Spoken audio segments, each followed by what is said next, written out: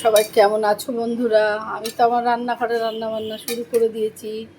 এই যে আলুর দমটা আমার হয়ে গেছে লঙ্কা দিয়ে আর একটু টমেটো দিয়ে, একটু হিং ফোড়ন দিয়েছি, দিয়ে আমি আলুর দমটাকে করে নিয়েছি। আর এই যেখানে ভাত আমি বসিয়ে দিয়েছি, বাসমতি রাইস। এই যে আজকে ফ্রাইড রাইস বানাবো, সব কেটে নিয়েছি, কেটে সব রেডি করে রেখে দিয়েছি। আর একটু চা করে নিয়েছি, আমি এখন খাবো। সব রেডি করা রয়েছে, এই যে গোলমরিচ থেকে শুরু করে সবই আছে আর কি, রেডি করে রেখে দিয়েছি হাতের কাছে। বানাবো আর কি ফ্রাইড রাইসটা। আলুর দমটা আমার হয়ে গেছে, আর ভাতটা আমি বসিয়ে দিয়েছি। একটু চা খেয়ে বিরতি করে নেব, নিয়ে তারপরে আমি আবার ফ্রাইড রাইসটা বানানো শুরু করব। আজকে আর ভালো লাগছে না, একঘেয়ে রান্না ভীষণ, খেতে খেতে আর ইচ্ছা করছে না ছেলে, ওই জন্য বললো আজকে একটু ফ্রাইড রাইস বানাও। ওই জন্য দেখলাম যে ঠিকই একটু ফ্রাইড রাইসই বানাই আজকে, অনেকদিন বানায়ও না।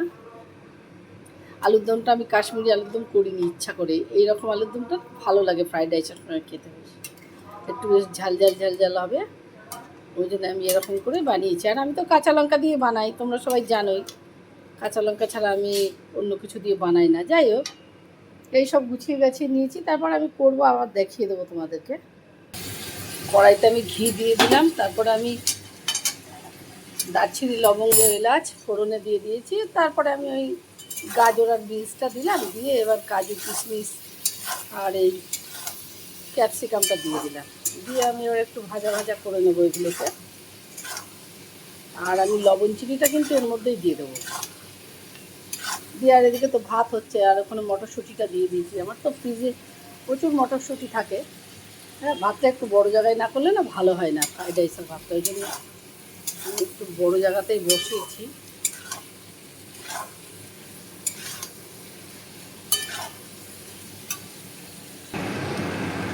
যে ভাতটা কিন্তু হয়ে গেছে, ভাতটা আমি দিয়েও দিয়েছি, ঝুড়ির মধ্যে করে আমি ছেঁকে নিলাম, দিয়ে আমি দিয়েও দিলাম। আর বেশি সময় লাগবে না, অল্প একটু সময় লাগবে এই কড়াইয়ের মধ্যে, কিন্তু বুঝতে পারিনি আমি, মনে হচ্ছে বেশি হয়ে গেছে। বেশ চালটা ভালো, চালটা বেড়ে গেছে। আমি একটু 2 কোটো চালই আজকে নিয়েছিলাম, একটু বেশি বেশি নিয়েছিলাম ইচ্ছা করে, মনে হচ্ছে অনেক বেশি হয়ে গেছে। যাকে অসুবিধা নেই।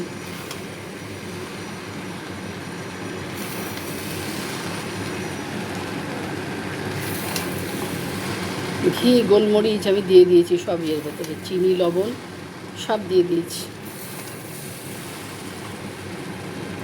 এবার তেজপাতা দেওয়া হয়নি জানো, তেজপাতা দাও তো দুটো। আর এই যে এখন নাড়বো, নাড়ার পরে হয়ে যাবে, আপনারা দেখে বলবেন কেমন হয়েছে। আমি ভিডিওটা এখানেই রেখে দিলাম। গুড আফটারনুন, শুভ দুপুর, সবাই ভালো থাকুন, হ্যাঁ সুস্থ থাকবেন। আমার ভিডিওটা আমি এখানেই শেষ করলাম।